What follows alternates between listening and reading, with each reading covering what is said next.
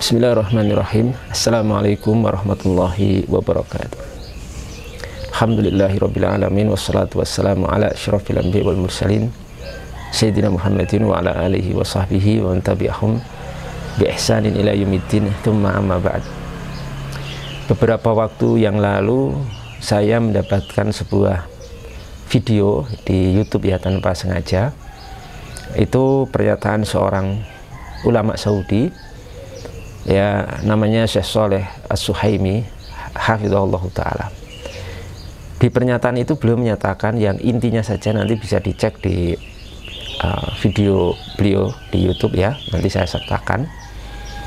Itu intinya beliau itu menyatakan bahwasanya kalimat seseorang, kalimat yang biasa diucapkan kaum muslimin yang berbunyi allamatni al-hayatu, kehidupan telah mengajariku demikian dan demikian, itu beliau syirikkan. Itu ucapan seperti itu ucapan syirik katanya. Mohon maaf ya, dengan kerendahan hati kita terpaksa untuk meluruskan hal ini, bahwa pendapat beliau tentang masalah itu, ucapan beliau bahwasanya ucapan yang diucapkan kaum muslimin, hidup telah mengajariku demikian dan demikian, ini dan itu, sebagai kesyirikan, ini tidak benar. Ini ucapan atau pendapat yang sangat keliru sekali. Kenapa demikian? Karena begini ya, ucapan ini adalah ucapan sebelum kita vonis apakah syirik atau bukan, itu harus dipahami dulu. Maksud ucapan itu apa dan bagaimana diucapkan oleh kaum muslimin, oleh kita sekalian, termasuk kita ya. Saya sendiri mungkin sering mengucapkan kalimat itu ya.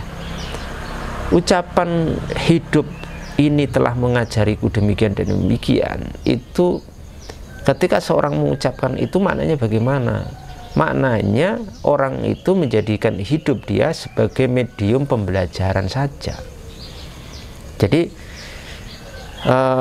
orang yang mengucapkan ini biasanya ingin menyampaikan bahwasanya dia setelah melalui serangkaian kejadian, tantangan kehidupan dan berbagai masalah yang menimpa dia ini kemudian mengambil pelajaran dari hal itu semua, mendapatkan satu pemahaman dan pelajaran dari kejadian-kejadian itu. Jadi ini sebagai medium pembelajaran, tanpa ada keyakinan bahwasanya nafsul hayah, kehidupan itu sendiri yang kemudian nanti merubah dia.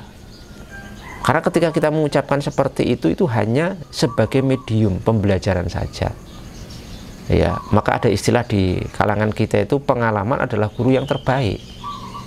Itu maksudnya bukan kemudian pengalaman itu yang mengubah kita secara sendiri ya. Itu semua tidak ada keyakinan seperti itu.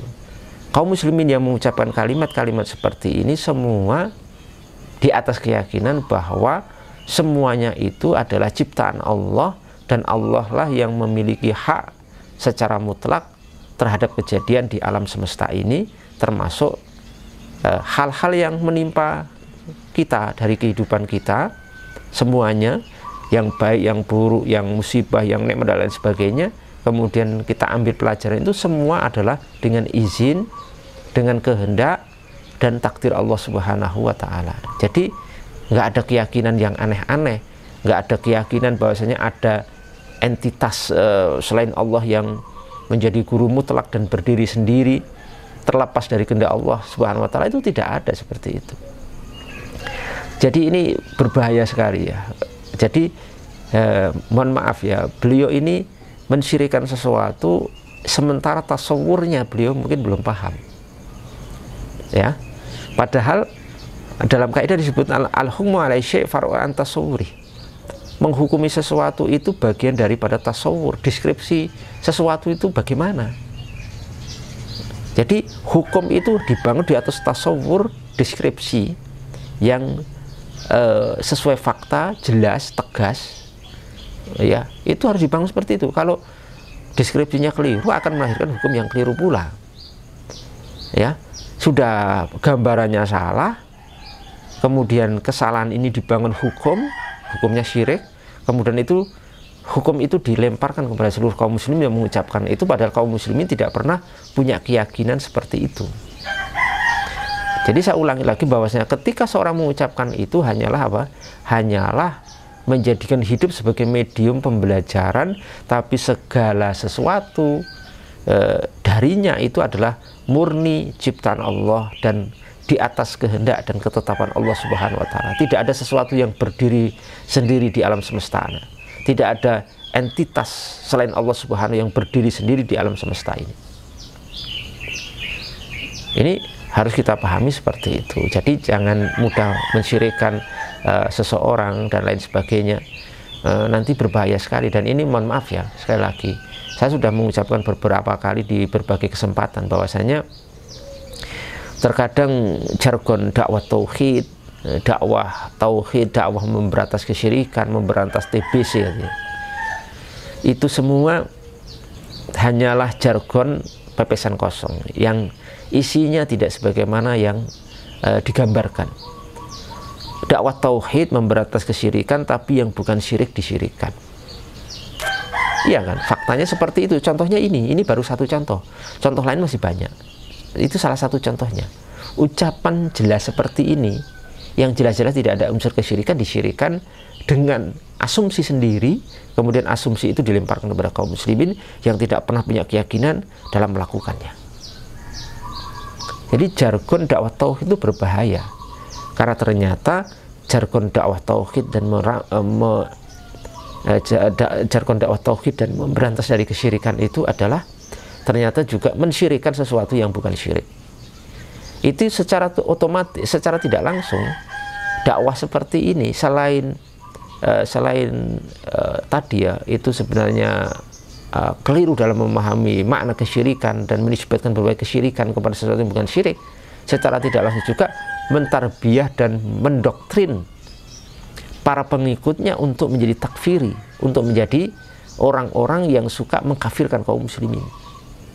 Ya coba bayangkan sekarang, kalau ada satu ucapan, ada satu perbuatan yang bukan syirik kemudian disyirikkan, disampaikan kepada jamaahnya, komunitasnya, otomatis jamaahnya memahami itu kesyirikan, itu adalah kekafiran.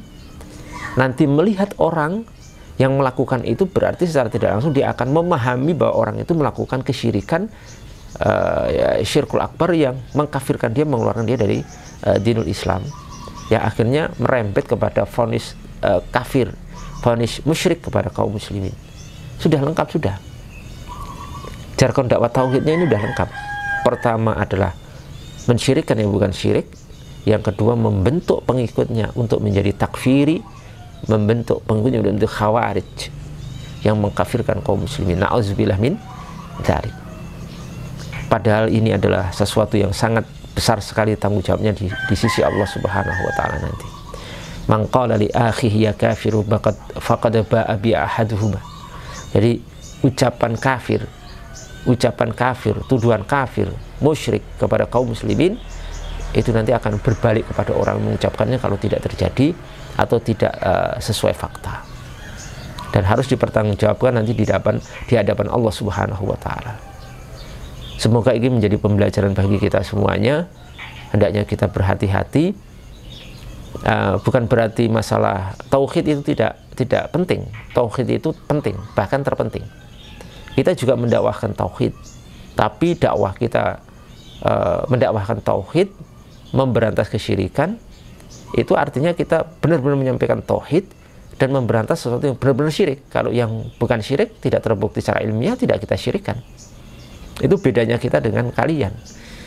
Kalau kalian kadang-kadang menyatakan syirik yang bukan syirik, ya, memberantas sesuatu yang bukan syirik, kalian berantas, kalian kafirkan, kalian musyrikkan kaum muslimin dengan sesuatu yang tidak pernah mereka yakini seperti itu. Kalian membuat deskripsi dan asumsi-asumsi pribadi, kemudian kalian lempar kepada kaum muslimin. Kalian menggunakan ayat-ayat Allah Subhanahu wa taala yang turun untuk orang-orang kafir, orang-orang musyrikin, kalian gunakan pada kaum muslimin. Kalian gunakan hadis-hadis Nabi tentang orang-orang kafir, orang-orang musyrikin, orang-orang jahiliyah, kalian gunakan untuk memvonis kaum muslimin. Na'udzubillah min dzalik. Dan itu merupakan ciri khas daripada kelompok khawarij. Kelompok khawarij yang sesat dan menyesatkan ini. Semoga Allah Subhanahu wa taala memberikan taufik dan hidayah pada kita dan menjadikan kita orang-orang yang mudah untuk menerima nasihat dan kebenaran. Wassalamualaikum warahmatullahi wabarakatuh.